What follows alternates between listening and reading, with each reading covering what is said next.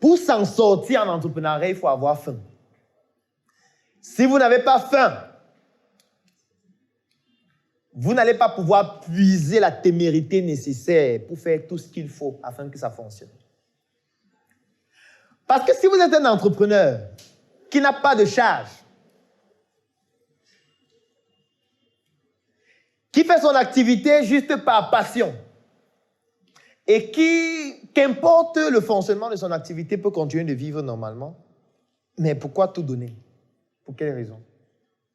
Pourquoi vous allez tout donner dans votre activité si, avec ou sans cette activité, vous continuez de vivre normalement?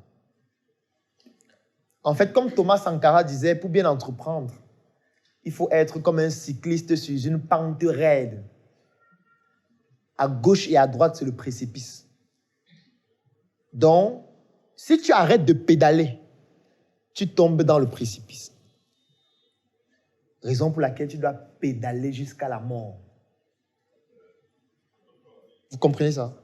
Ça veut dire que tu dois te retrouver dans une situation où c'est soit entreprendre, soit mourir. C'est lorsque tu te retrouves dans cette situation que tu vas retrouver et faire ressortir toute l'énergie qu'il y a en toi pour tout donner afin que ça fonctionne. Tant que tu ne te retrouves pas dans ce cas de figure, tu vas être un entrepreneur médiocre. Et si tu es dans ce cas de figure et que ce n'est pas possible d'en sortir, l'idéal, c'est que tu te mettes plutôt avec d'autres entrepreneurs pour entreprendre ensemble. Sinon, tu ne vas jamais pouvoir mettre toute l'énergie qu'il faut afin de pouvoir t'en sortir. Si tu es un entrepreneur, tu vis chez tes parents, tu ne payes pas l'eau, tu ne payes pas la lumière, tu ne réfléchis pas sur ce que tu vas manger, ce n'est pas toi qui payes tes études, tu fais juste une petite activité de temps en temps, mais quand tu rentres à la maison, il y a le jus de fruits, il y a le pilet qui est encore tout chaud, on se rassure que tu dors dans une chambre qui est bien aérée, tu as Canal Sat dans ta chambre. La conséquence directe, c'est quoi? C'est que bon, tu vas prospecter 1-2 heures par jour. 3-4 clients disent non. Tu dis bon, ça ne les intéresse pas. J'ai l'impression que mon produit ne les intéresse pas. Bon, je vais changer de produit ou de projet. Quand tu vis seul,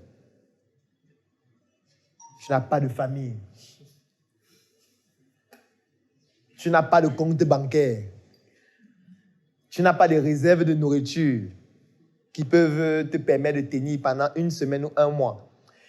Et que c'est ce que tu vas faire en journée qui va te permettre de manger le soir. Lorsque le client dit non, tu dis oui, effectivement, je sais que vous n'êtes pas d'accord.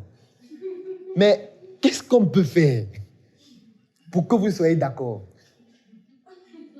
Parce que le produit, si je ne dois pas rentrer avec, je dois manger. J'ai faim. Donc, tu ne peux pas me dire que tu n'es pas d'accord. Je dis, ok, tu n'es pas d'accord, je rentre. Non. Puisque si je rentre, je vais rentrer dormir à famille.